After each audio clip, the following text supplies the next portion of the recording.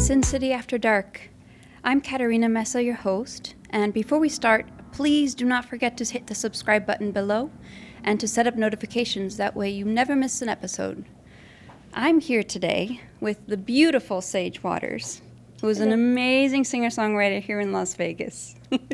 So Sage, I would like for you to introduce yourself and tell us a little bit about you and what you do. Well, my name is Sage Waters. I am, as you said, I'm a singer-songwriter, and Sage Waters is my real name. I'm a singer-songwriter here in Las Vegas. I perform at a multitude of different places. I work at a couple of studios, including Iconica Studios, which is a really fun place where I get to do a lot of songwriting for other people as well. Very cool. Yeah, I have a long history of athletics and art, but music is my thing. That's awesome. Yeah. So it's really cool that you write your own music and you write it for other artists. Is there like a difference in the process? Like, do you listen to the other artist first and you're like, okay, or do you just kind of write what you're feeling and then go from there? With other artists, I do like to sit down and talk with the artist themselves, and whoever's going to be singing the song, it's going to be their song. So okay. I always like to sit down and get to know them a little bit, and often they're like, it seems like more like getting to know a friend, getting to know somebody with the purpose of becoming friends with them, in order to understand kind of the personality of the person and how they're going to, like, what are we going to write about is usually the first thing, because I'm usually given just a track, a well-developed track that we're ready to record on, and maybe a hook, maybe a melody, but usually not anything substantial, which is why they hire me to come in. I see. Or there's just kind of missing chunks that I'm there to fill in sometimes.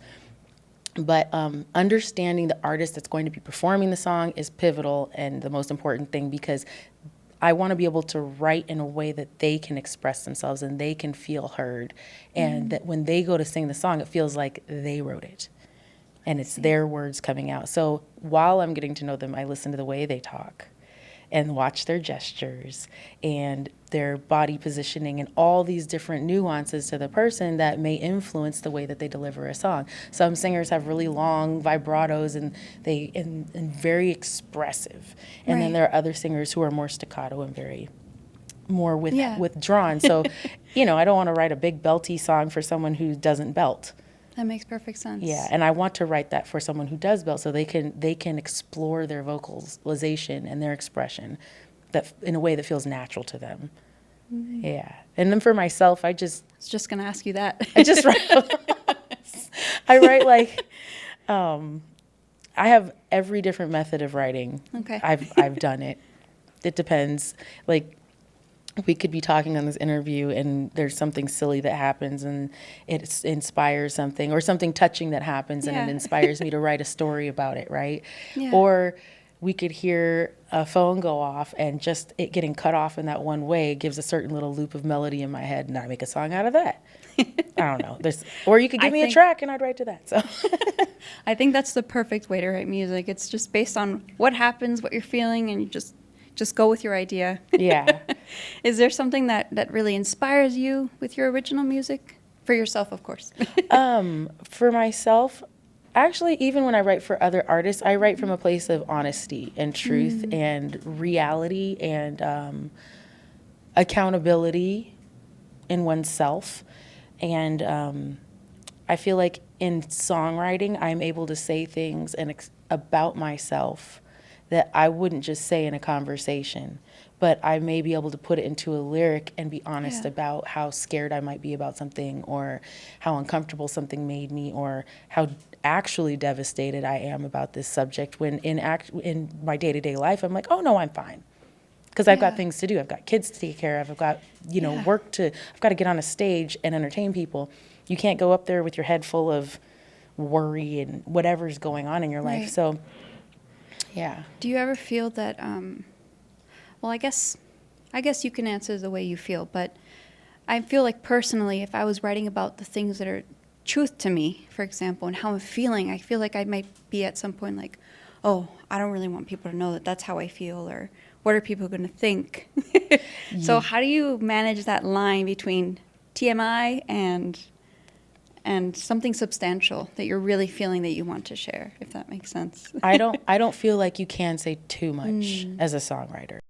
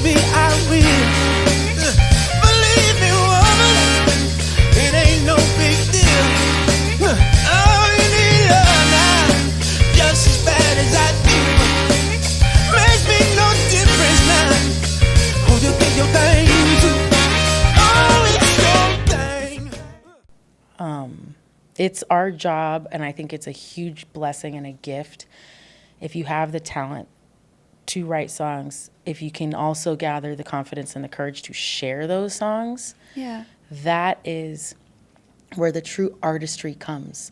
Because an artist that keeps all their stuff in a closet, the whole what is that? Point. What What's is the the point of it? purpose? I mean, Yeah. it is self-therapeutic. And I'm not saying every artist that creates and is comfortable enough to express it, like these paintings in here, they're really, really abstract, right? Right. But they've got things in it. Let's say like this one over here says power, pain, so Yeah. they're bits of the artist and love. There's bits of the artist and how they felt and what they're expressing on those, and it's just shapes and colors.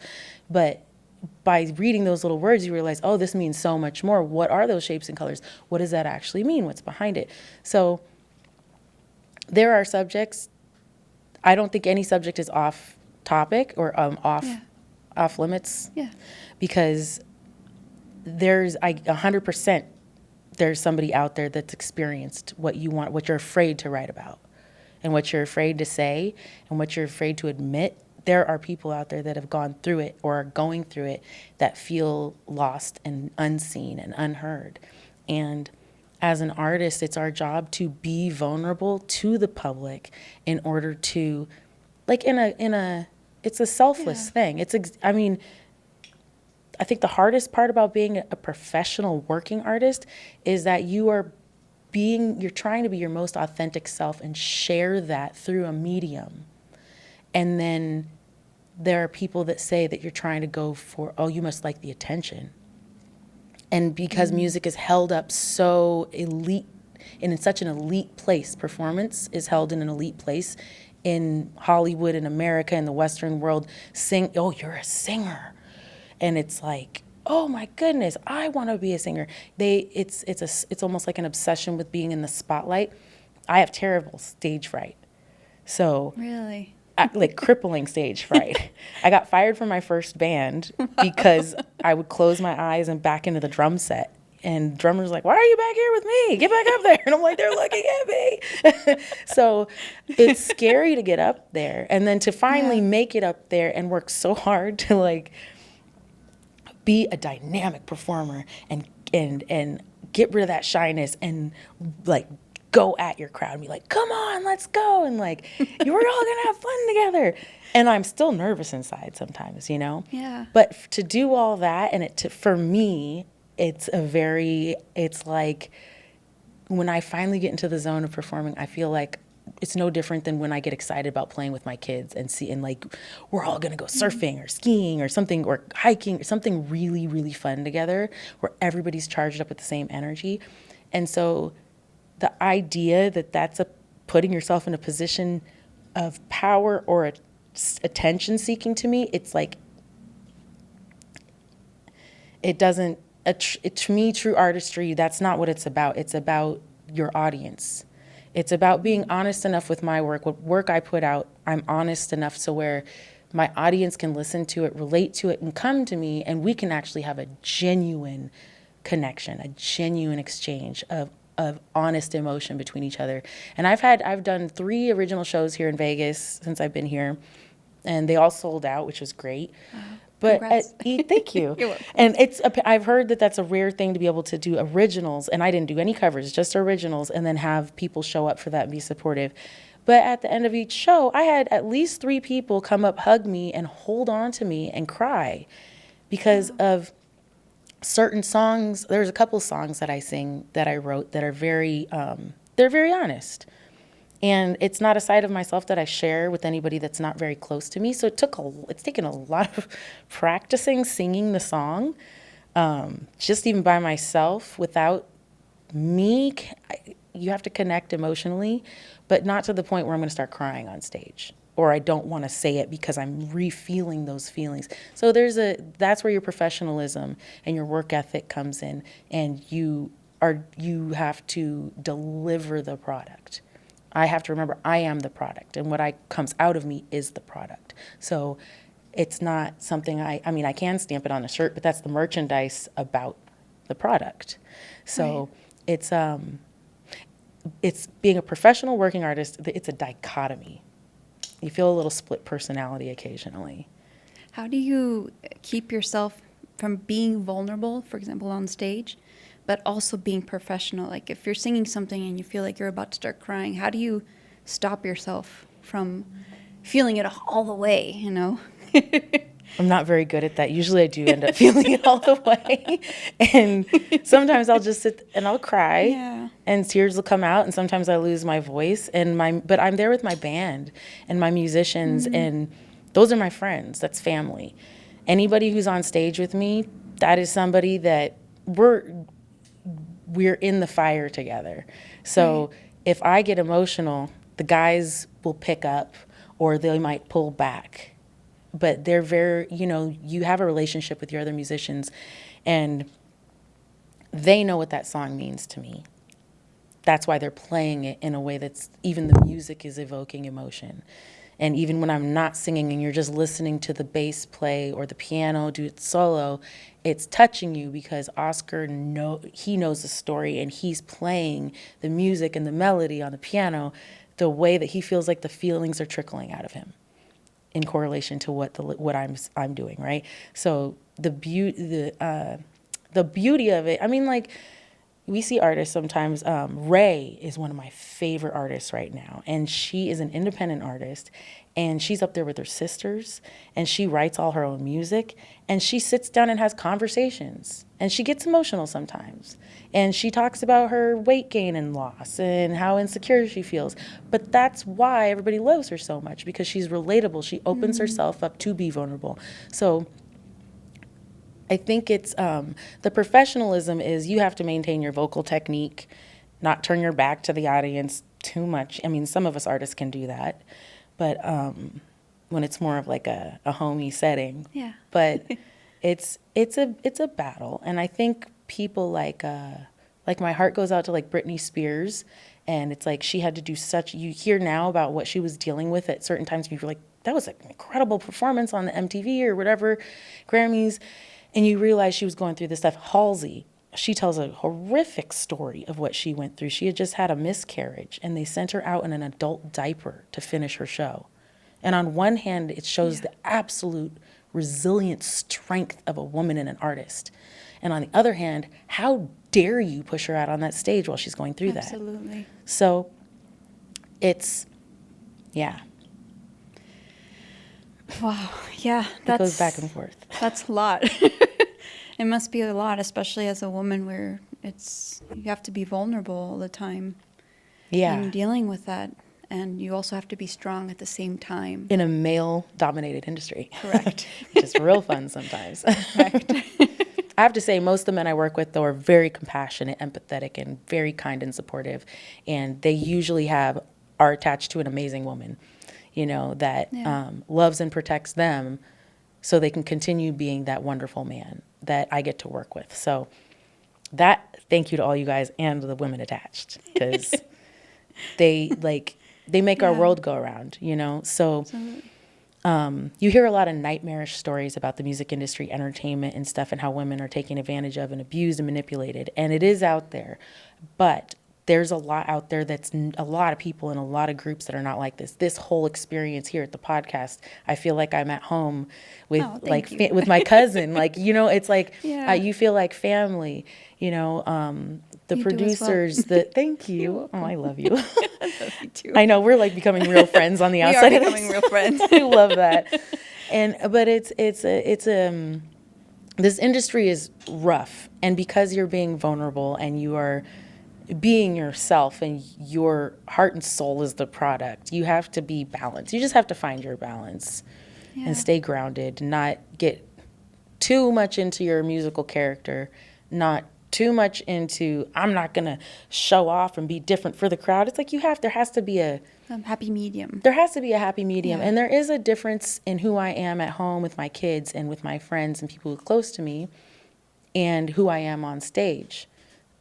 Sometimes I wish I could be that bold person on stage when I'm at the grocery store or when I'm in a situation where I need to maybe say something to somebody. I tend to be a little more on the passive side occasionally, but it's if I'm the stage persona all the time, then where's mommy? You know, and where's Sagey? Not Sage Waters. Where's just Sage? And that is a person who likes sweatpants and cats. and watching hours of like videos and Netflix and silly stuff like that. You know what I mean? Yeah, I can absolutely relate to that, as you know. Yeah. I feel the same way, you know. It's when I'm singing, I'm like a totally different person than when I'm at the grocery store. If I need to ask for something, my throat closes and I'm like, Excuse me. Excuse me. yeah. You get on the stage and you're like, nah. Yeah, it's Yeah. different. It's insane. Do you have any advice for new artists who are just getting into this and are feeling that insecurity that we all feel? Take every opportunity that comes your way, big or small. You'll learn something from every single one. I had people telling me my entire career, you need to pick a genre. That is business advice, not creative advice. Make sure you keep those things separate. What is good for your business is not always good for your personal creativity and growth. So, yes, do the thing that's good for your business as long as it's within your boundaries, right? And always.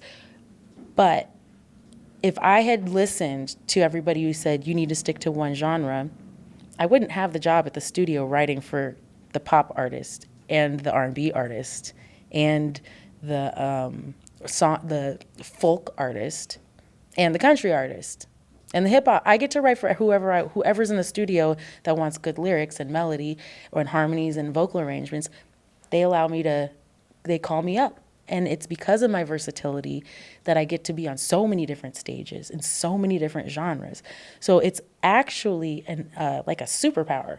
It's a great thing to be able to cultivate within yourself is learn how to do as many pieces of this industry as you can, because we could switch places. Let's now the podcast is about you and we're going to interview about your singing, right? Yeah. I can write, I can produce, I can do vocal arrangements. I'm in an a cappella group. I've done acting, I do modeling. I'm an athlete. All of these things feed into what I do. And that's why I get to do so many things and I don't get bored, because I don't just sing jazz. I don't just sing the top 40. I don't just sing with tracks. I can sing with any kind of band. You know what I mean? So I have a history in dance, a background in professional dance. So now I'm in this new great show, and they're like, there's actually there's a significant amount of choreography. Are you okay with that? And I'm like, let's go. Yes, I am. I get super excited. Now I get to do this great choreography with a great choreographer, and I can hang in there, and I get the job, because I worked my tail off as a dancer and a singer, you know? And I take the time another good piece of advice is take the time to take care of yourself.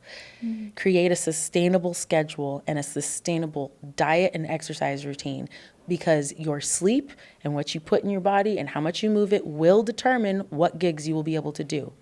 How late you will be able to stay up, how long you can sit on that stage. I got a gig one time and they were like, oh, it's 5 hours. I was like, excuse me? It's a long time. 5 hours? And I'm like, I'm used to like 2-3 hour gigs at the time. 5 hours, that's intense for anybody. So I had the endurance because of that routine I kept up. I was keeping up and making sure I could do that. So. And then there's the personal life. You know, I have kids, they go to school, I have to wake up early, drop-offs and pickups and they have their own shows because they're musical and theatrical.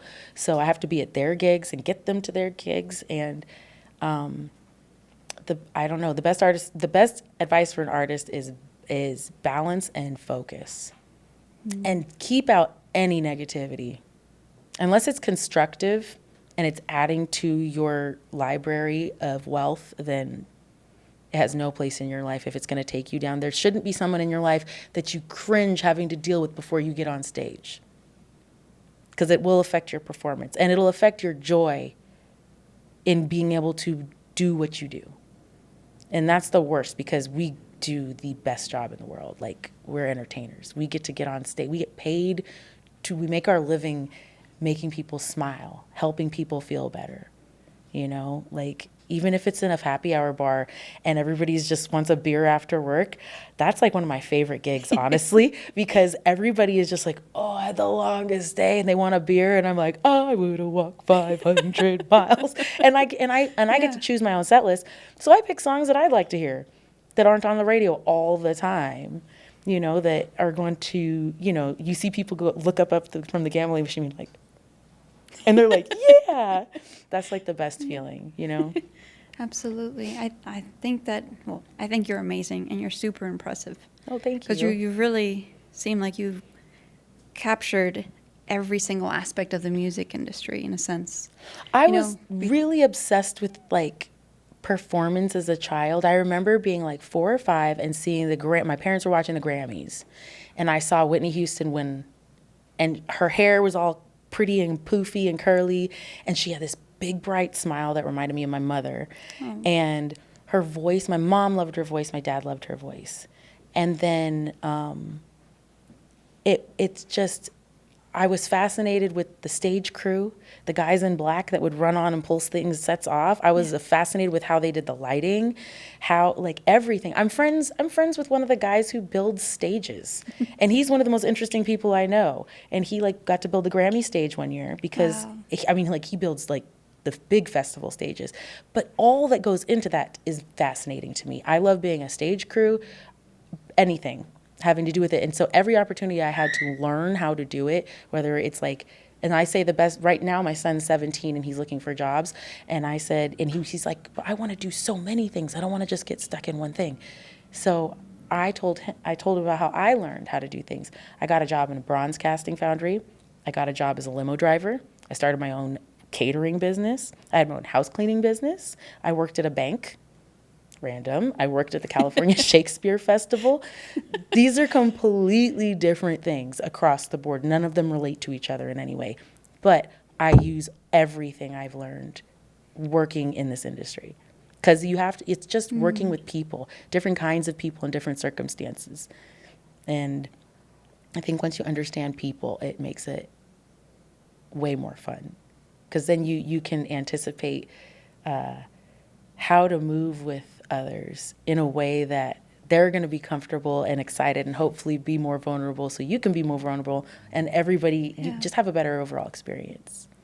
Yeah, I do want to, well, before I say what I'm going to say, I actually have a very similar background too. I've worked like so many random jobs and it's kind of that. It's, you know, what you're saying, you know, it's just about learning how to work with people. And I'm happy you brought that to my attention because that's what I'm going to tell people when they ask me, why did you do that? And I'm gonna say that. But I did want to go back to what you mentioned because I thought it was really interesting that you were saying you're a no-genre artist. And I feel like people say it's taboo to say when people ask you, like, what's your genre? You know, and people say, oh, I don't know, that's supposedly a bad thing. Yeah. So how do you handle that in this business? Like, do you just say, do you just say one genre or do you say, I sing everything? Yeah. Do you mean like if somebody just says, what kind of music do you sing? Yeah, like if you're talking in a business meeting, they're like, oh, so they're going to hire you. What kind of music do you sing? Well, if you're going to hire me, what kind of music are you looking for? Right? That's a great answer. But if it's what do I prefer to sing? I like, as a no-genre artist, if you're talking about my original music, I'd just say go listen to it. I'd play it for you and be like, it's that. Is there a place to find that? Yeah, I'm on Spotify and Apple Music and all that. Just look up Sage Waters and you'll find me. Or Water the Sage. Okay. Yeah, and you'll find me.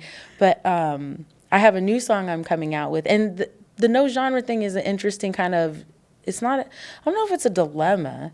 It is a marketing problem. Yeah, that's... It's definitely a marketing problem. But, like, what would you classify Lorde as? When she came out, I'll never be royals, royals. Yeah. That was basically a cappella with, like, a bass line. It was beautiful. And she's put it out as a demo, and it blew up, I think, on SoundCloud, right? Yeah. Not even monetized. But that's what it grabbed everybody's ear. They didn't care what genre it is. They like it. They like to sing. They like her voice. They like the sound.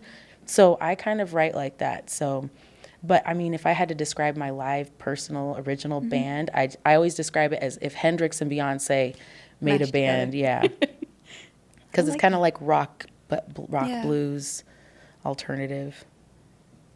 Yeah, thank you. Yeah. Totally forgot what I was going to ask you.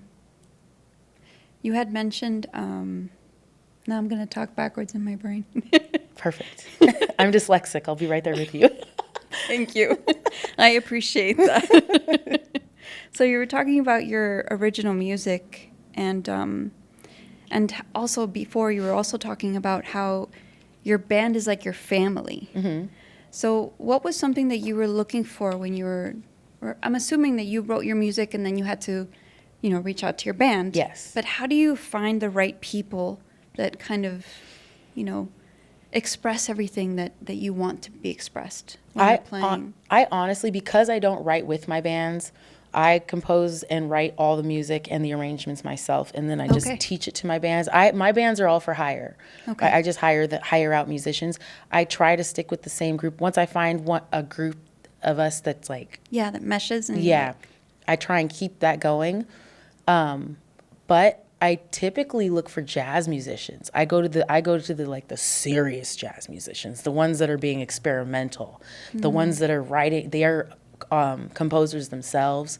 The ones that like R.J. Reyes on bass. He plays a 6-string, and it's like listening to a harp. He's like, and I'm like, I love watching you. And then Melt. and then Oscar Alejandro is on Yeah. keys, and those two are a power team of jazz. Like they can play anything, and they love playing, and you can hear it and you can feel it, and they're fun and they're easygoing, and they show up to work, and they put their all into everything. So because I put my all into everything. So I try and find like-minded people, and usually I end up with a group of very respectful, highly professional, incredibly talented individuals that know how to execute on the most professional level. And that is like the most satisfying feeling. Like I did a show, I debuted my song "Time with You" at the Smith Center at the night they do the composers. And they said, if you want to do a song, and then the guy, I forget his name, he did the arrangements. I had the arrangements on the recording, right? Yeah. Which you can find on Spotify. Or on platforms. But he added my friend Kevin's a horn player, and I wanted him there. He's the one who got me onto the show. He's like, she's got a great song. And he plays flugel and trumpet. And he always jokes about the flugelhorn, but it's beautiful. And the producer wrote in a chart for the horn. And I absolutely love that rendition of the song because I don't have horns in my original recording. I never even thought to put horns. I was thinking of guitar and piano, Yeah. but just this like, bah, bah, bah, bah, like these nice, clear, long notes. Yeah. And it was beautiful. I felt like I was just kind of gliding on stage when I was singing it. So, I forgot what you asked me. I forgot too, but that's okay. I was actually about gonna the say- family vibe of Oh, the yes, yeah. yeah. So like, so I get there and it's like who was playing? Oscar was on keys, and I was like, and then I had Denny who plays with me in Bling. Denny was on bass, so I knew like half the musicians on stage, which made me feel very comfortable. But when it comes to playing originals, I want to get. I'm very particular about the professionalism and the high quality of what my songs come out as. So I want to have like the best players with me, because Yeah, I absolutely. want to present the best. And if I have to pay them more, then so be it. If I have to wait till they're off tour, so be it. And I work around a lot of these guys' schedules because they're worth it, and they're kind on top of it, and they're family men and family people, and that's what I want to keep in my life, and that's how, and I mean, I have my little family, and I want to make sure that they're able to come into the music industry and entertainment industry if they want to, and do it safely. Like when I teach voice, and I do artist development. And my number one thing is educating my students and clients to navigate this industry safely and in a healthy way, because there are drugs and pitfalls and dangers all around in places you don't think they're going to be. And you just have to have the stalwartness and your own boundaries established. And, oh, no, thank you. Or yes, I would love to be a part of that, because it's going to be good for you. It's going to grow you. So be selective, be strategic, and keep people around you that remind you of family, but also are up to par on their abilities to perform on your level. Because it will destroy relationships. You'll destroy relationships if you grab somebody just because they're a friend. Just because it's your friend does not mean they belong on the stage with you sometimes. Just because they're blood family doesn't mean they belong on the stage with you sometimes.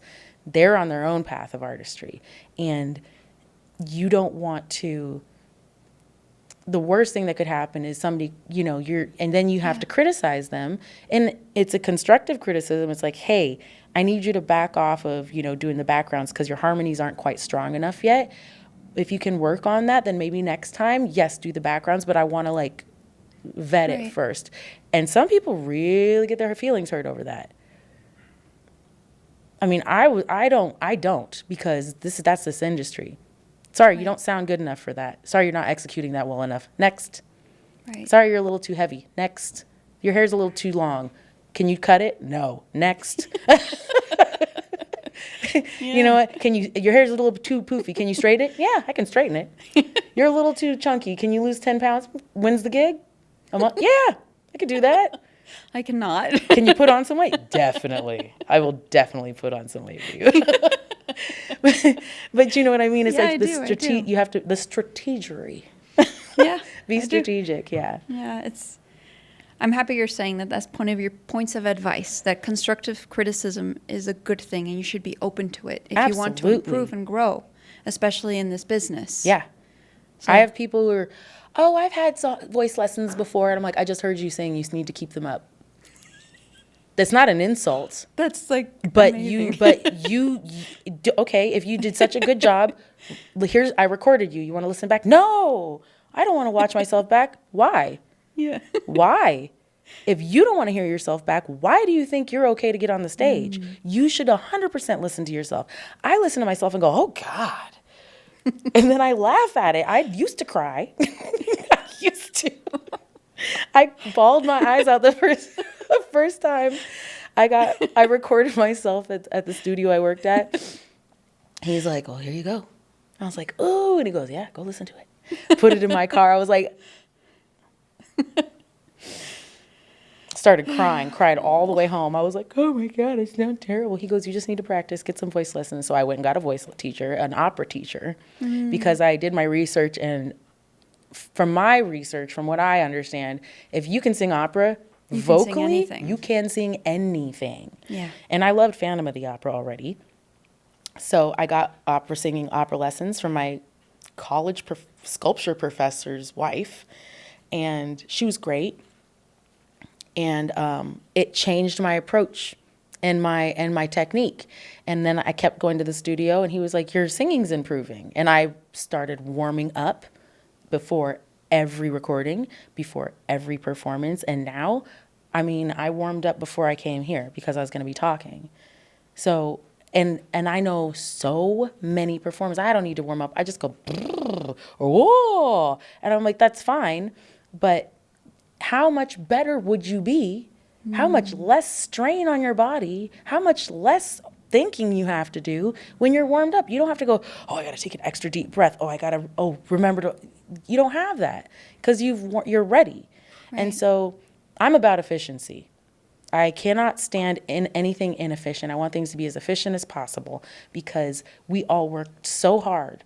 The sound guys are working hard. The singers are working hard. The drummer is doing acrobatics back there, a full, exercise show. Everybody shows up, and everybody should show up equally ready because we have to support each other. And we're all doing different things on stage at the same time. It has to be unified. And if you're not prepared and you're not doing the background work that it takes to get on those stages, then you might not be there very long. You could injure yourself.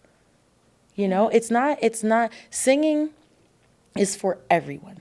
Singing professionally and expecting to get paid for it over and over and over and over again, that's a job, period. You have to maintain it. It's not like, oh, I'm a good singer and I made it. I don't believe in I made it. I made it the first time I got paid to be on stage. And I continue to make it because I have grown that into my full-time job, into what bought me my home, what feeds my kids, why I can send them to see grandma and grandpa, why I can afford new shoes and a new outfit for the cool show I'm going to go do, because I am disciplined, and it takes a lot of discipline, and you're an entrepreneur when you're working in this industry, because I have no manager, I have no agency, I never have. I've just now figured this out, and through trial and error and being willing to be open-minded and being willing to work hard. And I knew I got hired to be a sub on Fremont Street. So when the lead singer has another gig or something opportunity, or maybe she has a cold or something or needs a break, I can step in and the show doesn't get derailed, right? But those are some humongous shoes to fill. She is no joke. So when I got the job, I wasn't even booked to do my first show because I had to learn 30 or 40 songs, right? I wasn't even booked to do the show for 3 months. And I started on a completely new workout routine where I went every single morning. I'd drop my kids off, I'd stretch, I'd go and walk and do my cardio, walk and jog up to 3 to 5 miles, and I'd put the set list and I'd hit play and I would listen to the whole show, and I would sing all my parts out and all my backgrounds full out as I was on the treadmill and doing my weights and doing my calisthenics. Anything I'm doing, if I'm moving, I was singing, because on that, and now I can say I did 30 shows on Fremont Street in the summer. It's 105 degrees at midnight, and I'm jumping up and down, pouring water on myself. Like, it's so hot. But all my notes were right. I slipped up on some lyrics just because my dyslexia is crazy.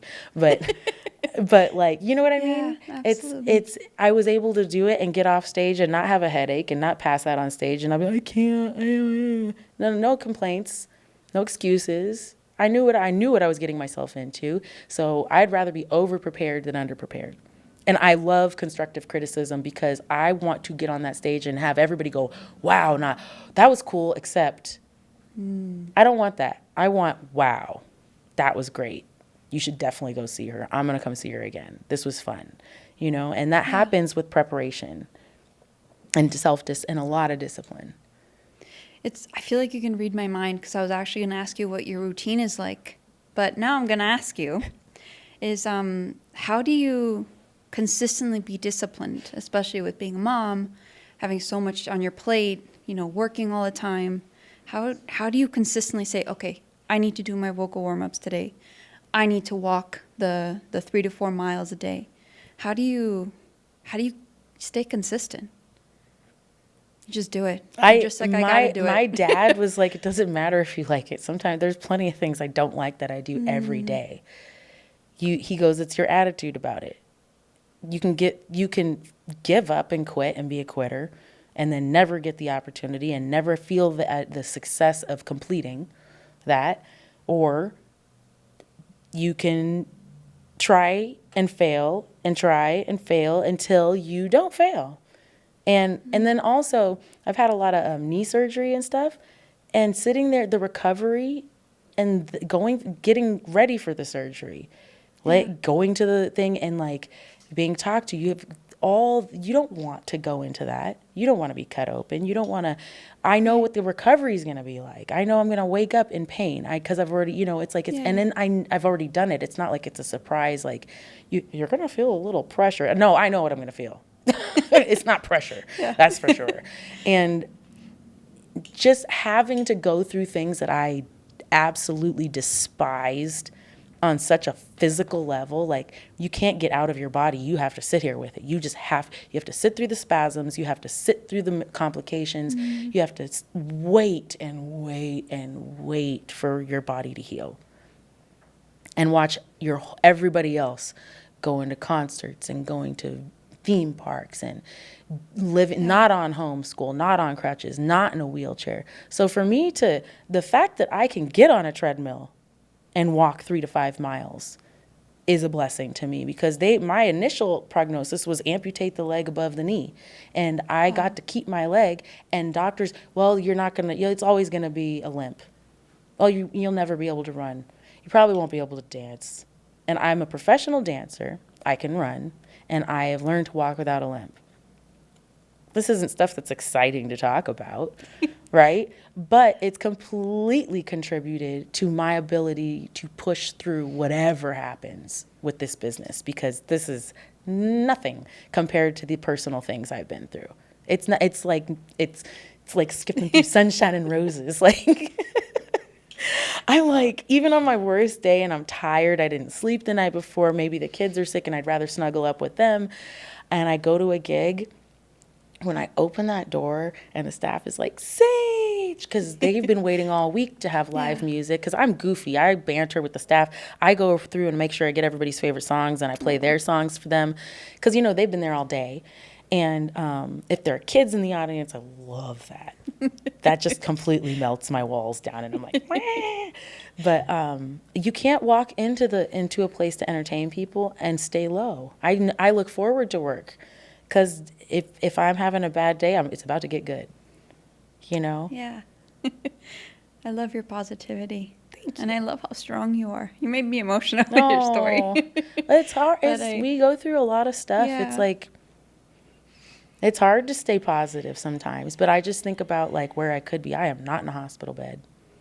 I am in a position, even without the music career, even if I was a bartender or doing something that's not glamorous at all. I think bartending is actually quite glamorous, but I'd be like flipping bottles. But like, even if just the least glamorous job, you're a secretary, I have everything. I still have everything. Even without being a singer and a performer in Las Vegas, I have 2 healthy children. I am not sick. I can walk around. I can do what I want, essentially, in my life.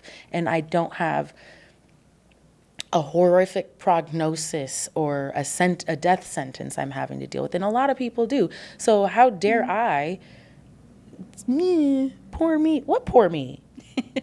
I've just posted a reel of a guy in a foreign country in Southeast Asia somewhere.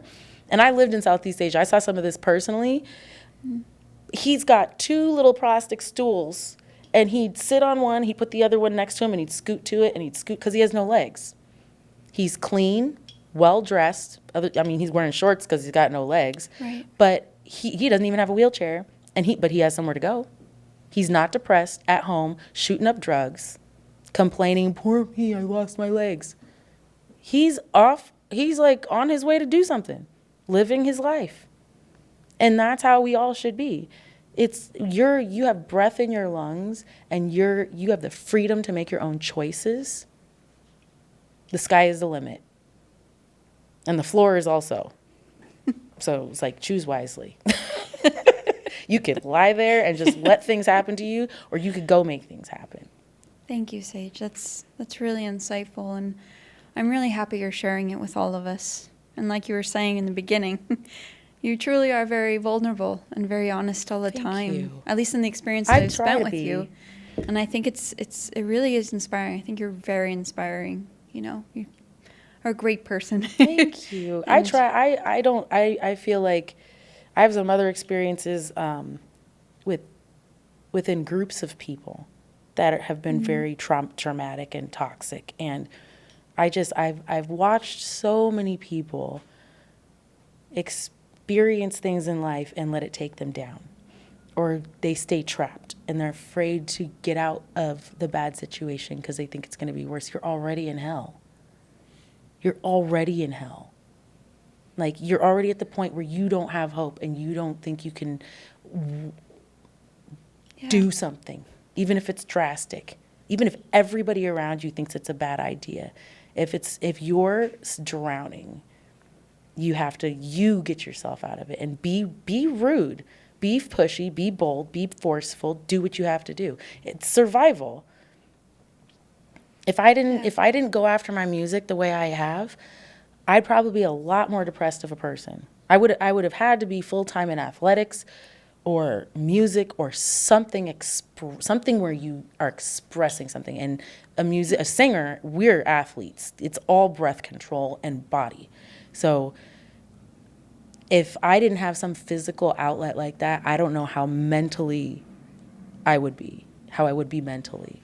Because when I wasn't doing this full time, I was a much sadder person, a much less confident person, a much more just let things happen to me person, afraid to react because of what my family's going to say, what my parents will think, what my sister will think, what my husband will think, or how he'll react. And sometimes even the people closest to you be jealous of your position. Oh, that must be fun. It's like, I'm really busy today. I have 2 rehearsals and a podcast. That's my day today. I have this, and then I have a vocal rehearsal for one band, and then a vocal rehearsal and a full band rehearsal till midnight. And I mentioned that to somebody today. Oh, must be nice. I'm like, it's actually fabulous. I worked my tail off to be here and be able to create my own schedule. You didn't do that. You didn't do that. Don't be mad at me because you took every excuse. Oh, and played the victim the whole time. It's obviously about something specific. Right. But it's that person who is, from their perspective, they feel left out, left behind. That's not fair, right? But they had their opportunities. They have an opportunity. You can stop saying poor me and go take action. Organize that space in your corner to do your podcast, or call somebody and say, I want to do this.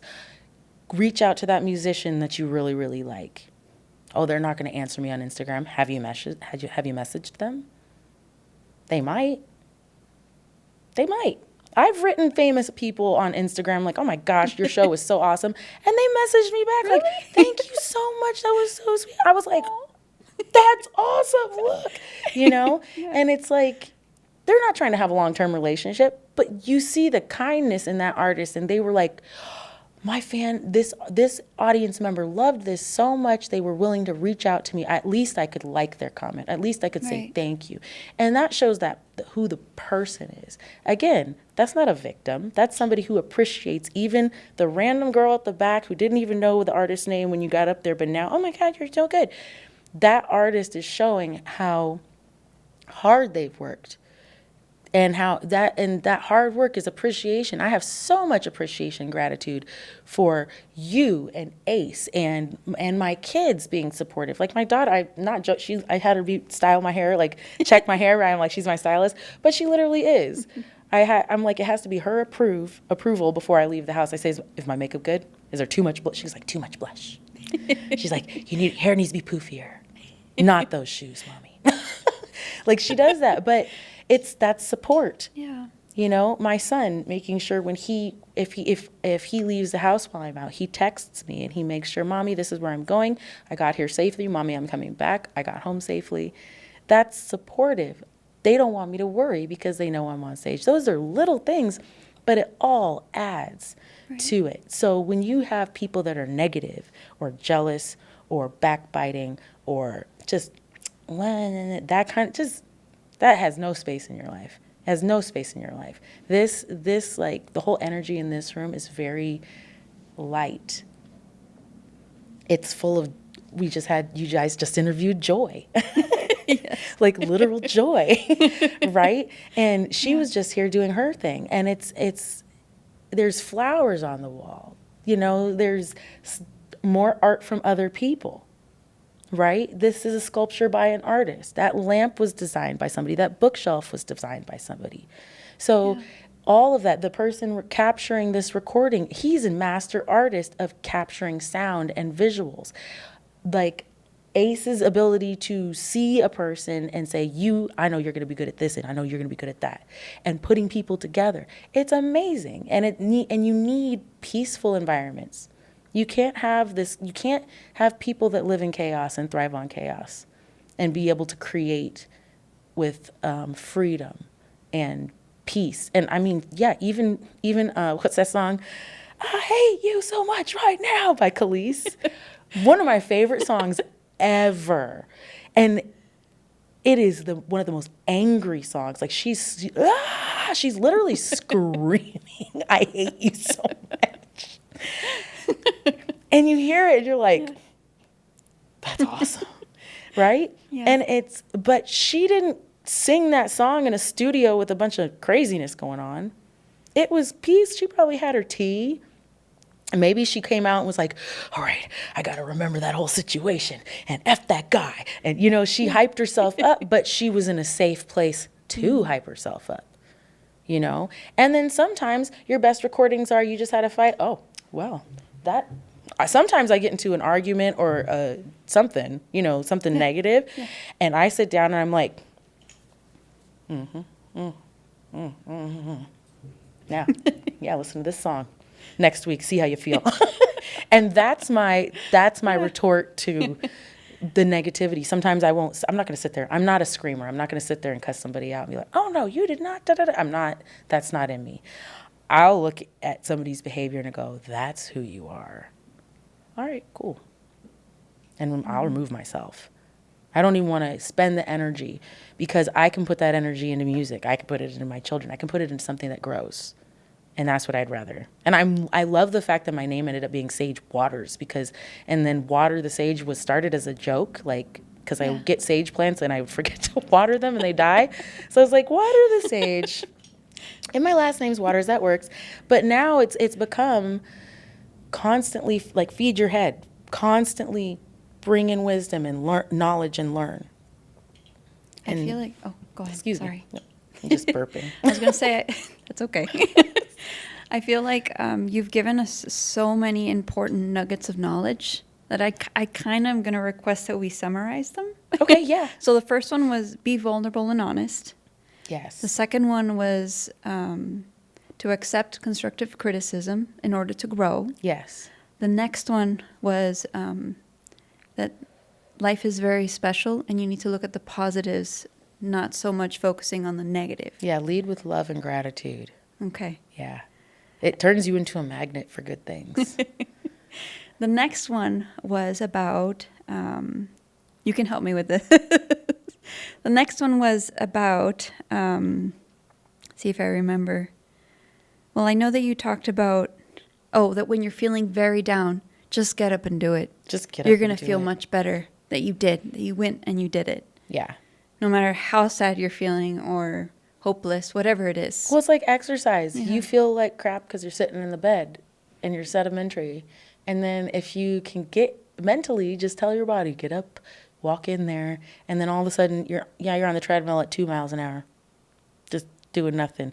And then before you know it, you'll have to turn to, this is boring. This is almost hurting my legs to go this slow. So you speed up. And then within a few minutes, you're like, hey, and you're going. I'm doing it. Yeah. So you just got to get up and do it. Hey. And then the flood of good chemicals come in, then you don't want to stop. I don't know about that with running. We'll see. We'll see about that. That's like my worst nightmare. Oh, really? Yeah. Well, like Everyone's something like, that your body you like.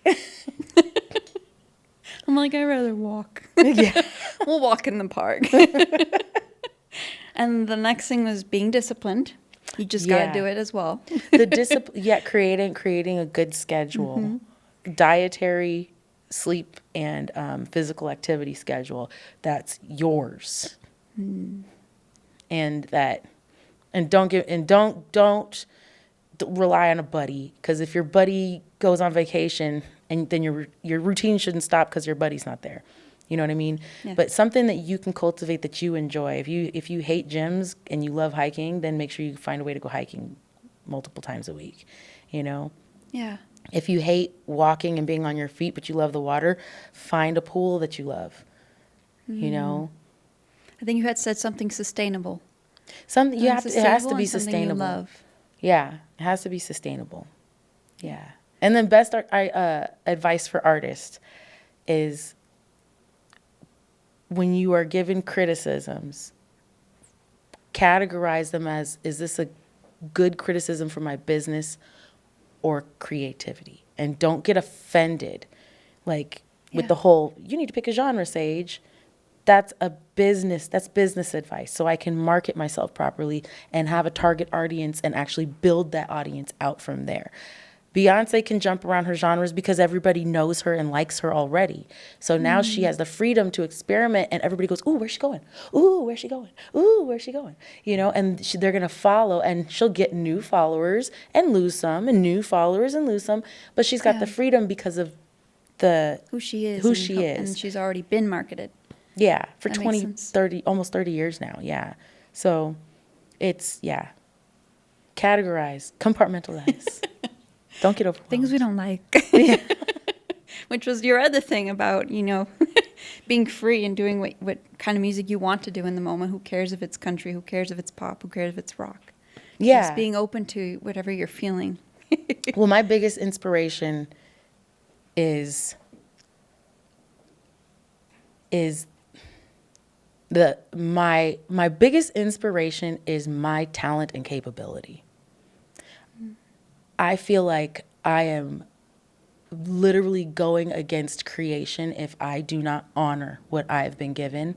And it's not for me. It's for me. It keeps me sane because it is who I am. I am music. I am lyrics. I am performance. But if I don't give that away and share it and it's just locked up in a closet, that's therapy. If I keep all my art in a closet. Once I let it out, it's art. And that belongs to everybody else. And so my inspiration is, I'm really upset about this. I need to write it out. Oh, I turned it into a song. Wow, I feel a lot better about that. I need to release this because I'm sure a lot of other people feel that way. So that's my biggest inspiration is I have a weird, incessant vibe that I want to help people. I love helping. Wonderful. I'm like, if you're call me if you need anybody to help you move. You need a ride to the hospital. You need a ride to the airport. I'm like that friend. Yeah. So the fact that music is healing is like, I feel an onus to share it and encourage others to do their music too. Yeah, because it's healing. It's healing to create it and it's healing to share it. Thank you so much, Sage, for being here. Oh, thank you for having me. I really appreciate it. And thank you for giving us all the advice that you've given us. I think they're huge points about life that not a lot of us get to hear. So thank you for sharing that. Oh, you're so welcome. For being vulnerable. For being vulnerable. Like, you got me going there for a second. Well, thank you so much, everyone, for watching. This is Sin City After Dark. I'm Katerina. This is Sage Waters. And if you're interested in being on our show, please send us your EPK, and our production team will be happy to get back to you. Oh, and a little information about yourself. We'd like to know who you are. Thank you, everyone, and thank you for being a part of our musical family. Have a beautiful night.